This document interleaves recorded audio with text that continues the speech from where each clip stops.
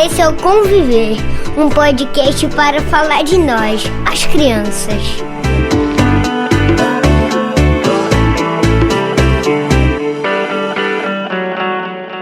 Olá, eu sou Catarina Gonçalves e esse é o Conviver, um podcast para falar da vida com as crianças. Nesse nosso 12º episódio, iremos conversar sobre um tema que está sempre presente na vida das crianças: a relação dos pequenos e pequenas com os seus pais. Sim, sabemos que no Brasil mais de 5 milhões de crianças não possuem o nome dos pais em seus registros de nascimento, mas isso não faz com que a paternidade ou sua falta não estejam nas reflexões das crianças a todo momento de suas vidas, impactando nas suas formas de ser e estar nesse mundo.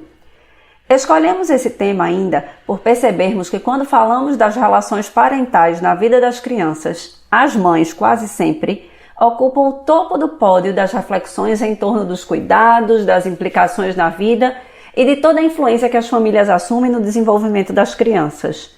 Nós mesmos, aqui do Conviver, já tivemos um episódio inteiramente dedicado às mães, reflexões em torno da relação das crianças com elas, mas não fizemos a mesma coisa até hoje em relação aos pais. Justo por isso, convidamos Fábio Belo, psicanalista, pai e professor da Universidade Federal de Minas Gerais, para conversarmos sobre parentalidade na contemporaneidade, destacando o papel do pai no desenvolvimento infantil de meninos e meninas.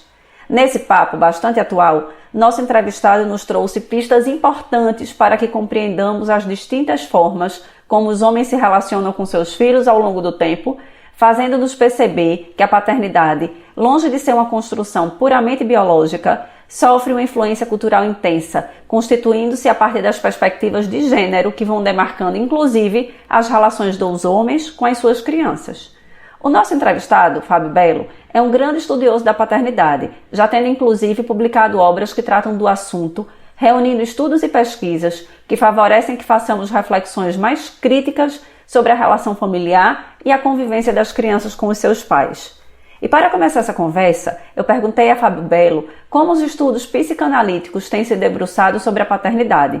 Ele nos disse que o Freud, ele desenha esse pai. Eu acho que muitos dos autores vão seguir o Freud nesse desenho original, que é o pai, ele é sempre o lugar da lei. O pai é, antes de tudo, alguém que vai barrar a relação simbiótica, ou possivelmente simbiótica, né, entre a mãe e o seu bebê. O pai é aquele que convoca a mãe de volta à posição de mulher, né? E é também aquele que vai dizer para o filho que aquela mulher em especial não é dele, não poderá ser dele e que ele deverá, né, ter uma mulher que não é a própria mãe, né? Então, assim, essa é a figura do pai que o Freud vai desenhar. Sim, isso não é mentira, isso não é completamente inverídico na nossa cultura, né?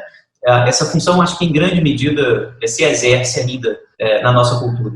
Mas eu acho que a partir do Winnicott, por exemplo, quando ele fala que o pai faz uma função de holding, e holding da mãe, inclusive, né? Ele sustenta uma estrutura, né, para que a mãe possa ficar tranquila, por exemplo, naqueles momentos iniciais do cuidado do bebê, né, quando a mãe literalmente enlouquece, né, ela enlouquece por um momento, alguns meses, e precisa dessa loucura, né, que o Winnicott chama de preocupação materna primária, e o homem tem que sustentar aquilo ali, né, deixar a mulher tranquila para enlouquecer e depois voltar, né?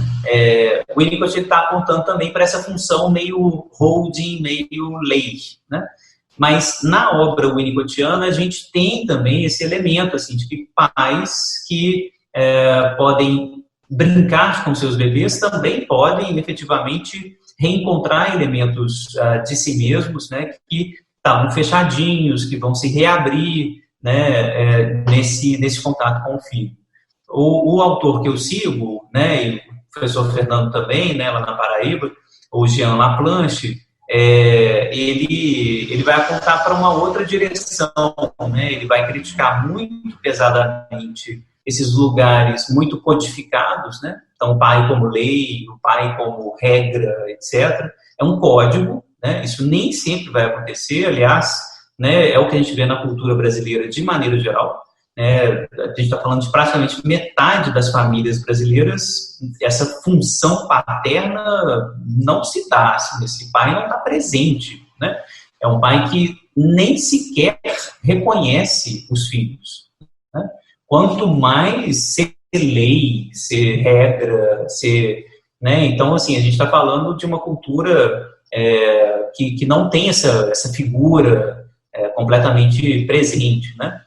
Para o Laplanche, então, é muito importante criticar essa imagem. Essa imagem ela é muito variada, Catarina. Ela é muito variada, ela é singular. A gente tem que insistir nisso. Cada pai vai ser pai à sua maneira. E cada paternidade vai trazer elementos singulares daquela história libidinal daquele sujeito. O Antônio, meu filho, traz coisas para mim e reabrem questões para mim que certamente não são reabertas por outros e milhares de outros pais, né? Porque é a minha história amorosa, ele que me convoca a voltar para determinados lugares e pensar em determinadas coisas que para outras pessoas isso já não é uma questão, né? Então, por exemplo, essa questão do brincar, né? Então, assim, é muito singular. Então, para a psicanálise, hoje em dia, com o Laplanche em especial, a gente está pensando a paternidade como um tipo de desejo singular, um desejo específico que pode ser modificado e é modificado no caso a caso, né? Pois então, a partir dessas provocações, Fábio Belo nos convoca a pensar na necessidade de falarmos em paternidade de forma mais plural possível, visto que ele nos dá pista de que nem todos os homens exercem as mesmas formas de paternar. Nosso entrevistado destaca que cada pessoa, no seu exercício de ser pai, sofre influências da sua história individual e ainda da história coletiva, na qual o sujeito, como cidadão, faz parte. Isso significa dizer que os homens, na relação com as suas crianças, são convidados a resgatar aspectos próprios das suas histórias individuais, interpretando-os a partir dos elementos que são históricos, sociais, culturais, afetivos, entre outros. É por isso que Fábio Belo nos leva a pensar em histórias individuais de paternidade, marcadas por elementos de histórias coletivas.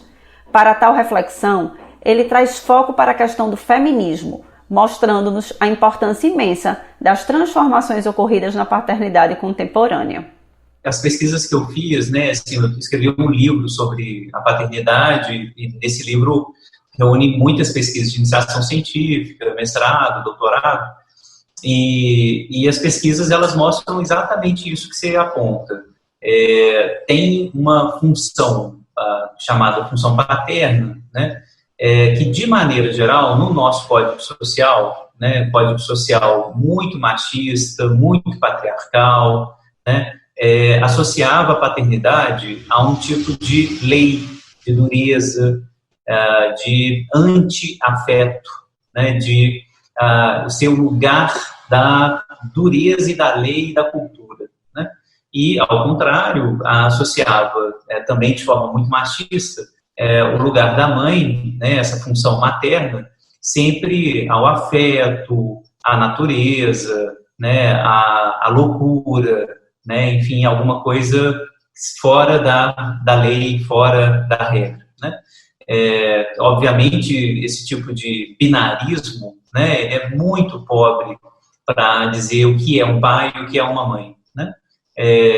Hoje em dia, né, eu acho que graças à luta feminista, eu acho que uma das consequências da luta feminista é um ataque que a gente vê ao machismo, um ataque muito bem-vindo, uma desconstrução do machismo, né?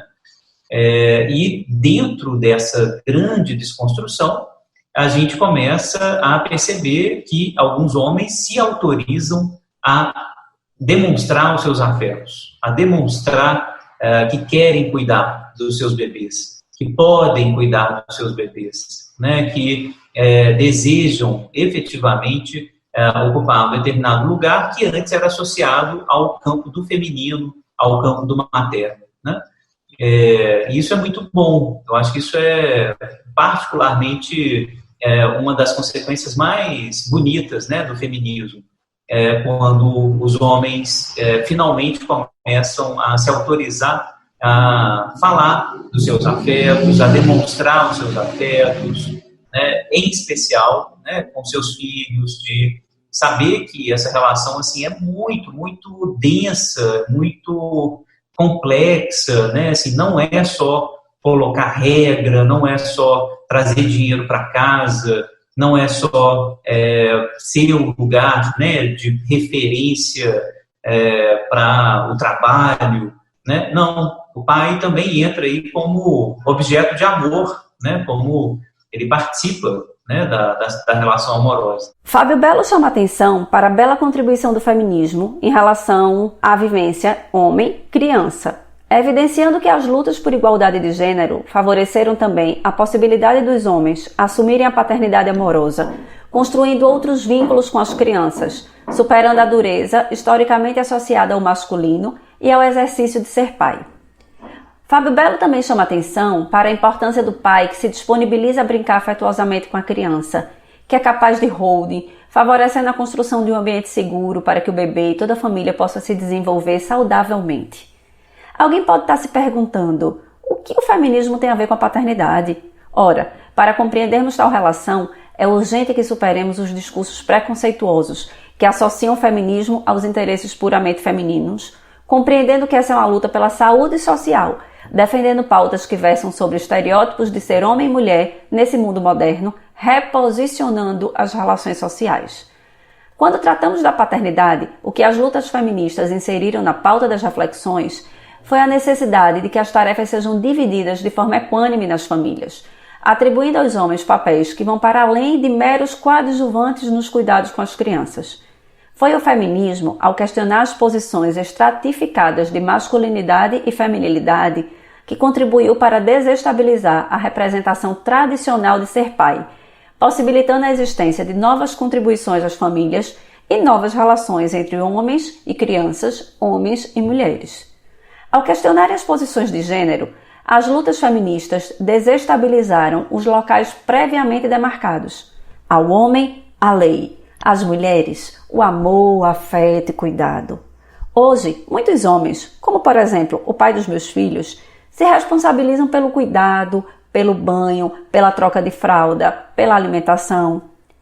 Em outras famílias, muitas mulheres, como eu, por exemplo, assumem o lugar da lei, vez por outra, das normas, das regras.